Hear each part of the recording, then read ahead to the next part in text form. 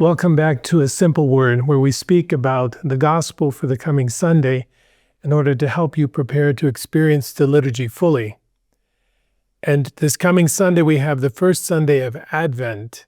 And at the beginning of Advent, we're always focusing on the second coming of Christ. It's only towards the end that we look at the first coming of Christ and prepare for Christmas.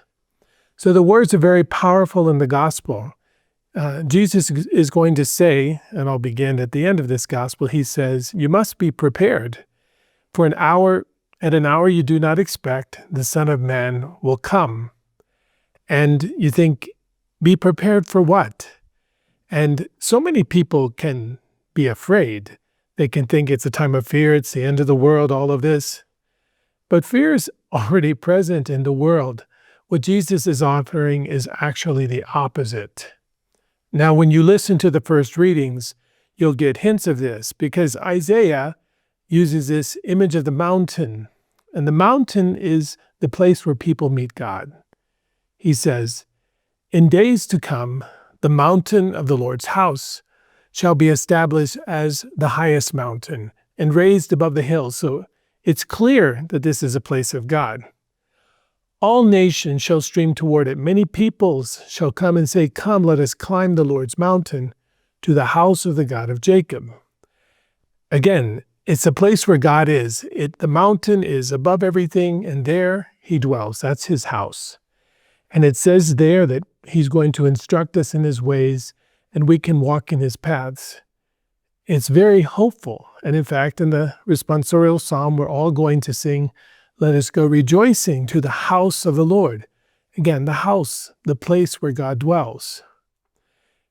So God is going to manifest himself to us. This is what we celebrate by the end of this season. After Advent and Christmas, we end with the Epiphany, where God manifests himself.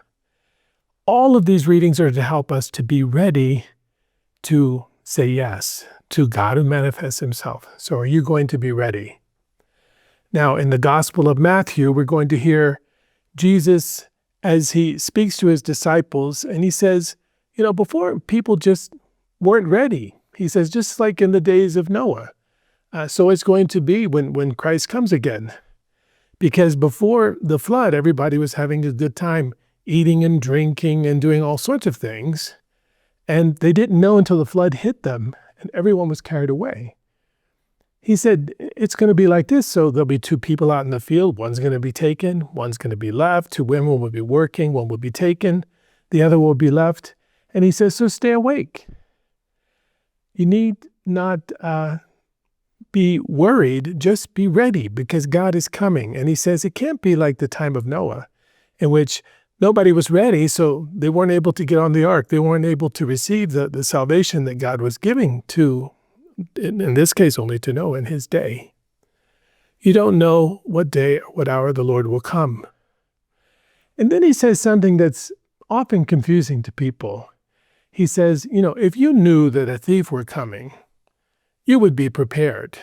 He said, be sure of this. If the master of the house had known the hour at which the thief was coming, he would have stayed awake. He wouldn't let his house be broken into. But this is not to say that Christ is like a thief. This is not to say that we should be afraid at the time Christ would come. What he's saying is, well, if you're going to be ready for the possibility of a thief, wouldn't it make a lot more sense to prepare for the coming of God? This is why he says to be ready. God is constantly wanting to come to us and show himself to us. That's why he says you need to be prepared. When we don't expect it, God comes. Often we're praying that God will take care of this or God will take care of that. But God is constantly trying to manifest himself in our life. In his letter to the Romans, St. Paul will say, brothers and sisters, you know the time. And when he speaks about time, he's talking about the time of salvation, of the coming of Christ. He said, it is the hour now for you to awake from sleep. Salvation is nearer than when we first believed. The night is advanced, the day is at hand. And he tells them to put on the Lord Jesus Christ. So in Advent, we're saying, be prepared. We're waiting for the Lord. but it doesn't mean that it's far away. What it means is that the Lord wants to speak to you today, to be present to you today. In listening to this gospel, God himself is speaking to you. In the Eucharist we receive, Christ will be dwelling in you. So I hope that you will be able to listen to this gospel, not to be afraid, but to be ready, that Christ will manifest himself to you, and you will allow him essentially to take over your life, just as a thief might take over your house against your will. This is it's much different. It's Christ taking over your whole life, and he wants you to be ready so that you can enjoy it. So I hope you liked this presentation. If you did, please click like, and we look forward to speaking to you again next week on A Simple Word.